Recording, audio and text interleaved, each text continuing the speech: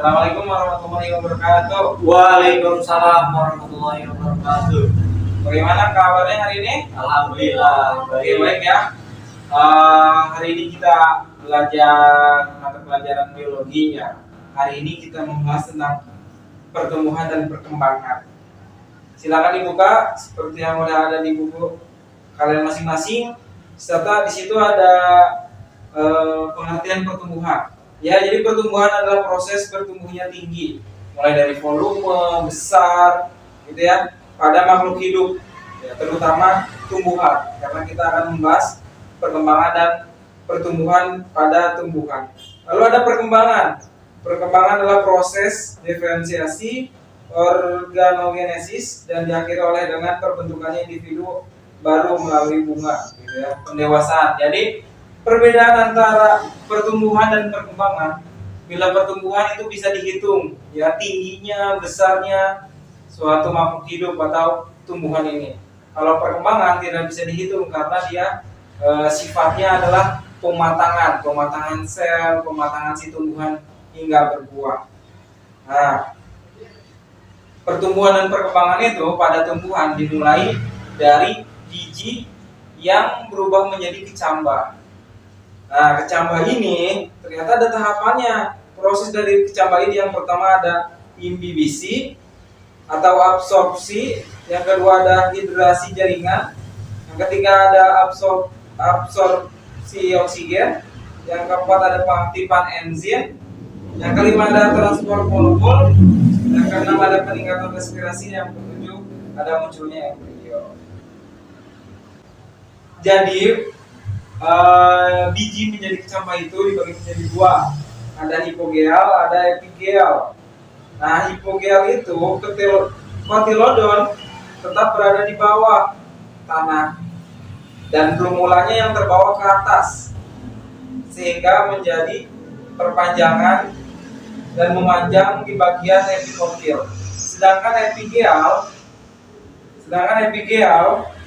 itu kotilodonnya yang terangkat ke atas, yang akan menjadi bakal dari si daun, ya, atau epikotilnya itu. Nah, tadi kita sudah belajar tentang pertumbuhan dan perkembangan. Nah, pertumbuhan dan perkembangan itu ada faktor-faktor yang mempengaruhi si pertumbuhan dan perkembangan itu, baik dapat mempercepat pertumbuhan dan perkembangan atau menghambat pertumbuhan dan perkembangan. Nah, faktor-faktornya ada faktor internal dari si tumbuhannya tersebut, ada faktor eksternal dari lingkungan yang mempengaruhi pertumbuhan dan perkembangan tumbuhan. Kalau faktor internalnya itu bisa dari hormon si tumbuhan. Kalau faktor eksternalnya itu ada dari nutrisi, misalnya pupuk yang kita berikan, ada cahaya yang didapat oleh tumbuhan, ya. Jadi ada nutrisi, cahaya, lalu ada suhu lingkungan, lalu ada kelembaban dan aerasi, gitu ya. Sampai sini dulu ada yang mau bertanya? Ya. Cahaya menjadi faktor yang mempengaruhi pertumbuhan dan perkembangan. Oke, kenapa cahaya menjadi faktor yang mempengaruhi pertumbuhan dan perkembangan? Karena cahaya, memang tumbuhan itu perlu cahaya ya untuk berfotosintesis, untuk mendapatkan atau membuat makanan sendiri, gitu ya. Namun cahaya juga selain menguntungkan untuk tumbuhan, cahaya yang berlebihan yang didapat oleh tumbuhan dapat menjadi faktor menghambat pertumbuhan dan perkembangan dari tumbuhan.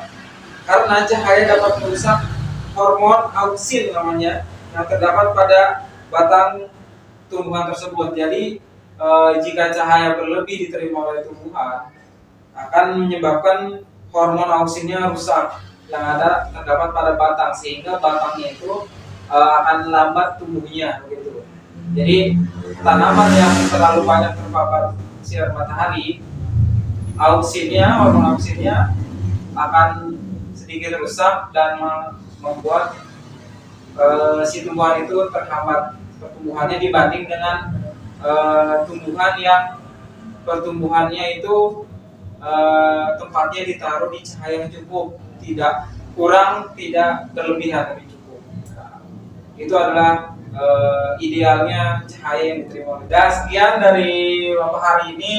Semoga materinya dapat dicerna dengan baik dan sering-sering nanti mengulasnya ya. Kesimpulan hari ini dari pertumbuhan dan perkembangan pada tumbuhan. Nah, pertumbuhan itu bisa dibedakan dengan perkembangan melalui bisa diukur dan tidaknya. Bila pertumbuhan itu bisa diukur dari tingginya, ya, semakin dia bertumbuh semakin tinggi. Bila perkembangan tidak bisa diukur, sedangkan perkembangan tidak bisa diukur.